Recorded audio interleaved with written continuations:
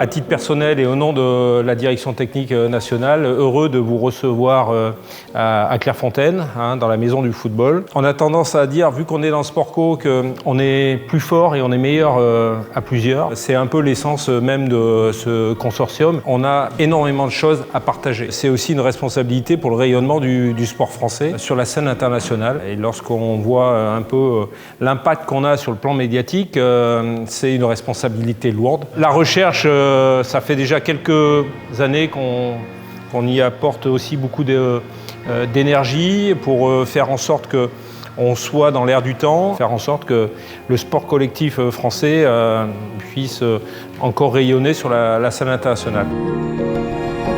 Le Team Sport, ça a été un projet de recherche, d'accompagnement scientifique des fédérations de sport collectif pour les Jeux de 2024. Ça a regroupé 5 fédérations de sport co au départ. L'idée pour nous, c'était de créer, en tout cas de participer à créer un modèle du sport collectif français ou un modèle de performance du sport collectif français parce que nos sports collectifs performent très bien et il faut qu'on continue à performer comme ça. On a chacun nos contextes de performance, mais on a des problématiques communes. Et l'objet de Team Sport, c'est d'aller pousser la connaissance sur un levier de performance particulier et qui est assez sous-exploité finalement, que ce soit d'un point de vue de la recherche comme d'un point de vue de l'application, c'est le levier de la dynamique de groupe. Les sports collectifs, on continue à travailler ensemble avec d'autres fédérations de sports collectifs qui sont venues, c'est-à-dire la natation pour le water polo, le hockey sur gazon et le hockey sur glace. Donc on a maintenant l'ensemble des fédérations de sport collectif qui sont présents dans ce consortium et qui ont travaillé à définir quels étaient les leviers de la performance de demain pour nos sports co. Je pense qu'il faut continuer d'échanger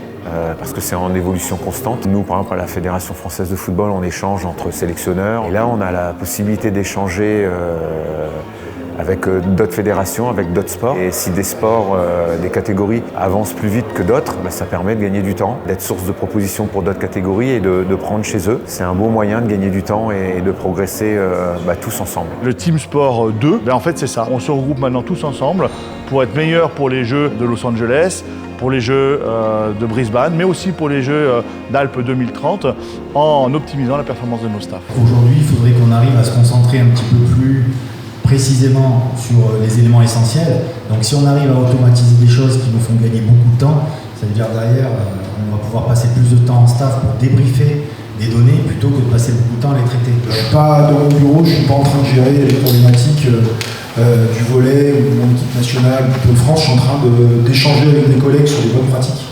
Et mine de rien, ça fait vachement bien. Ça ressource et ça redonne encore plus d'énergie. Donc le temps qu'on pense perdre à un endroit, finalement, on le gagne de manière décuplée.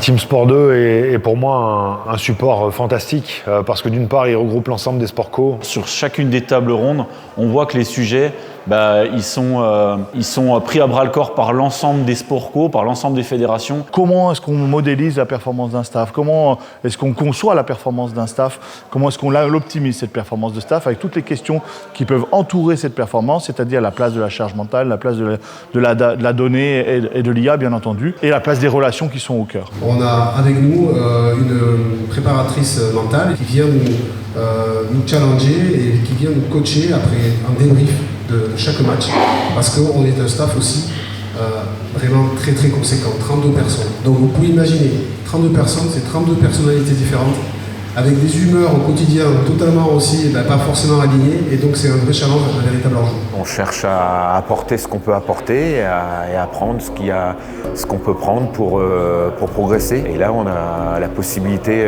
d'échanger, de collaborer de manière transversale entre tous les sports pour progresser. C'est très intéressant, enrichissant, et j'espère que ce sera payant à l'avenir. Ce genre de regroupement qui mêle partage d'expériences, de bonnes pratiques, la mise en commun de référentiels différents autour d'une idée commune, elle me paraît géniale. Ce lancement du Team Sport 2, c'est un moment qui est très très riche. J'ai trouvé une qualité remarquable de la table ronde avec des experts de très haut niveau, puisqu'on avait des entraîneurs olympiques, on avait des managers d'équipe de France, on avait des DTN. On voit vraiment qu'il y a des points communs dans les prises de parole, qu'il y a de la transversalité sur les sujets dans l'ensemble des sports. Donc ce qui est hyper intéressant dans ce programme de recherche, c'est qu'en fait il va venir nourrir l'ensemble des sports co.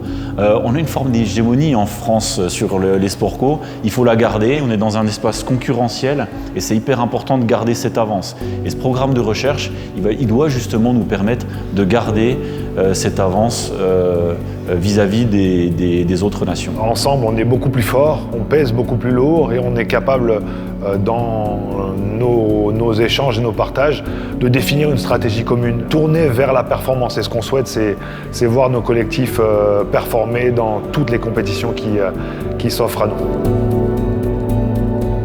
Le projet, il est capital pour les fédérations à venir, enfin pour les années à venir, parce qu'on a 8 fédérations qui sont alignées sur un facteur de performance qui est la performance des staffs. Il serait inenvisageable de ne pas pouvoir l'investir, sauf qu'on a besoin de moyens, on a besoin de moyens humains, on a besoin de financiers pour